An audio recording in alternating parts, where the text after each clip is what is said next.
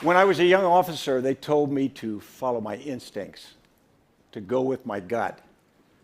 And what I've learned is that often our instincts are wrong.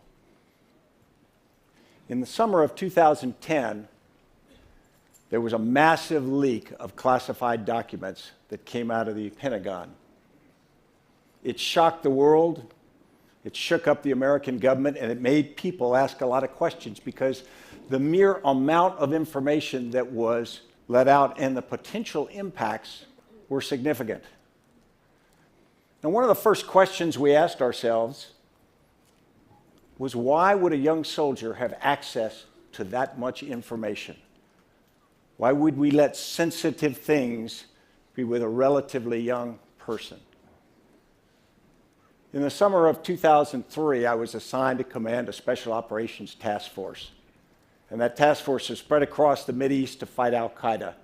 Our main effort was inside Iraq. And our specified mission was to defeat al-Qaeda in Iraq. For almost 5 years, I stayed there. And we focused on fighting a war that was unconventional, and it was difficult, and it was bloody, and it often claimed its highest price among innocent people. We did everything we could to stop al-Qaeda and the foreign fighters that came in as suicide bombers and as accelerants to the violence. We honed our combat skills. We developed new equipment. We parachuted, we helicoptered, we took small boats, we drove, and we walked to objectives night after night to just stop the killing that this network was putting forward. We bled, we died, and we killed to stop that organization from the violence that they were putting largely against the Iraqi people. Now, we did what we knew, how we had grown up, and one of the things that we knew that was in our DNA was secrecy, it was security, it was protecting information. It was the idea that information was the lifeblood and it was what would protect and keep people safe. And we had a sense that as we operated within our organizations, it was important to keep information in the silos within the organizations, particularly only give information to people who had a demonstrated need to know. But the question often came, who need to know? Who needed? Who had to have the information so they could do the important parts of the job that you needed? And in a tightly coupled world, that's very hard to predict. It's very hard to know who needs to have information and who doesn't.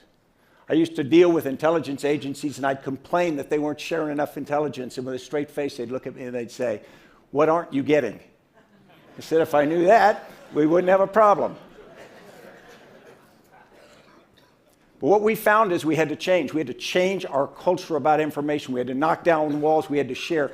We had to change from who needs to know to the fact that who doesn't know and we need to tell, and tell them as quickly as we can.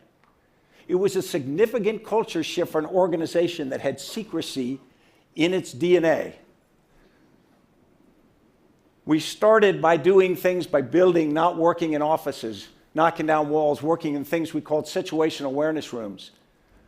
And in the summer of 2007, something happened which demonstrated this. We captured the personnel records for the people who were bringing foreign fighters into Iraq.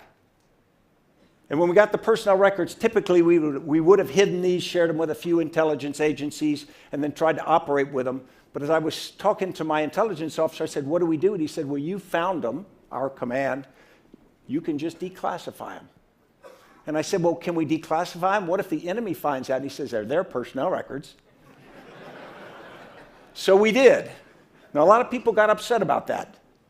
But as we pass that information around, suddenly you find that information's only of value if you give it to people who have the ability to do something with it. The fact that I know something has zero value if I'm not the person who can actually make something better because of it. So as a consequence, what we did was we changed the idea of information. Instead of knowledge is power, to one where sharing is power. It was the fundamental shift, not new tactics, not new weapons, not new anything else. It was the idea that we were now part of a team, which information became the essential link between us, not a block between us. And I want everybody to sort of take a deep breath and then let it out. Because in your life, there's going to be information that leaks out you're not going to like. Somebody's going to get my college grades out, and that's going to be a disaster. But it's going to be okay. And I will tell you that I am more scared of the bureaucrat that holds information in a desk drawer or in a safe than I am of someone who leaks. Because ultimately, we'll be better off if we share. Thank you.